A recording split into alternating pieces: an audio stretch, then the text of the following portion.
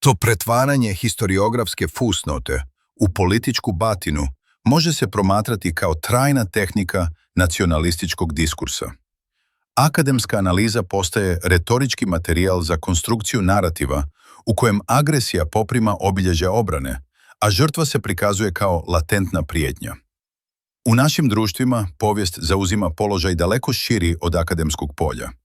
Ona je istodobno instrument političkog legitimiranja, simboličko sredstvo kolektivnog identiteta i retorički alat u borbi za interpretativnu dominaciju. Ova višestruka funkcionalnost povijesti posebno dolazi do izražaja u diskursima koji se odnose na srpsku agresiju na Bosnu i srpski genocid nad Bošnjacima, naročito na opsadu Sarajeva. Članak historičarke Marije Janin-Čalić, objavljen u Die Zeitu pod naslovom Sarajevo postaje muslimanski grad, služi kao povod za analizu načina na koji se akademske observacije mogu upotrijebiti izvan njihova izvorno-naučnog okvira. Iako je tekst Čalić historijski umjeren i metodološki konzistentan, njegovo čitanje i korištenje u određenim političkim krugovima pokazuje kako fragmenti historiografskog znanja mogu postati ideološki rekviziti u postratnim interpretacijskim borbama. Čalić u svom članku analizira dugoročne procese promjene demografske i kulturne strukture Sarajeva. Takve tvrdnje, promatrane u širem društvenom kontekstu, predstavljaju legitimne historiografske uvide.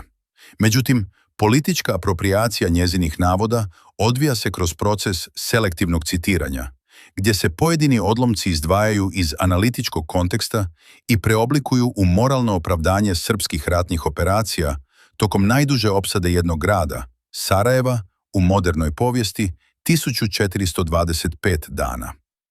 To pretvaranje historiografske fusnote u političku batinu može se promatrati kao trajna tehnika nacionalističkog diskursa. Akademska analiza postaje retorički materijal za konstrukciju narativa u kojem agresija poprima obilježja obrane, a žrtva se prikazuje kao latentna prijetnja. U političkom i medijskom prostoru često se reproducira narativna matrica koja ima jasne korijene u retorici doživotno osuđenog ratnog zločinca za genocid nad Bošnjacima, muslimanima, Radovana Karadžića. Ovaj diskurzivni obrazac temelji se na konstrukciji kolektivne ugroženosti i monumentalne uvrijeđenosti.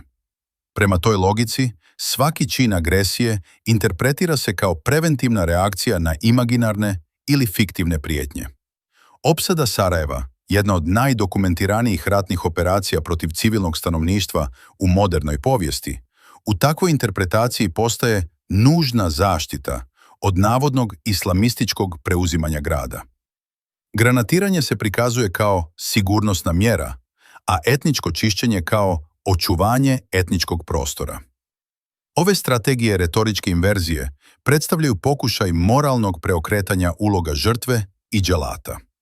Jedna od najčešćih strategija relativizacije ratnih zločina jest preusmjeravanje pažnje s konkretnih i dokumentiranih epizoda nasilja na kulturne ili ideološke teme. U slučaju Sarajeva, fenomen dobro dokumentiran kao Sarajevo safari, sudjelovanje stranaca u pucanju na civile radi zabave, predstavlja ozbiljan izazov svakoj naraciji koja teži prikazati opsadu kao simetričan ili opravdan sukob. Kako bi se izbjegla rasprava o tim epizodama, diskurs se pomjera na teme poput islamske deklaracije, ajvatovice, panislamskih strujanja ili halal manifestacija. Time se kulturni elementi bošnjačkog identiteta pretvaraju u retoričke distrakcije, dok se stvarni uzroci ratne traume Sarajeva zamagljuju ili relativiziraju. Takvo preusmjeravanje funkcionira kao oblik simboličke zamjene teza, gdje se kulturni fenomeni koriste kako bi zamijenili pravnu, političku i moralnu odgovornost. Činjenica da je Sarajevo nakon rata pretrpjelo znatne demografske promjene neupitna je. No, propagandna interpretacija tih promjena pokušava ih prikazati kao izraz dobrovoljne etničke homogenizacije, a ne kao posljedicu masovnog raseljavanja uzrokovanog 4-godišnjom opsadom. Ovakva naracija implicira da je grad nacionalizirao sam sebe, zanemarujući pritom ulogu strukturnog nasilja, trauma i egzodusa. Ovaj fenomen može se opisati kao sindrom začuđene opsade, gdje se ignorira osnovna sociološka činjenica. Društva izložena ekstremnom nasilju često se nakon rata homogeniziraju, ne kao izraz nacionalističke volje, nego kao posljedica dugotrajnog straha i razaranja društvenih mreža. Ovakve interpretacije stoga više odražavaju političke potrebe suvremenog diskursa nego stvarne povijesne dinamike.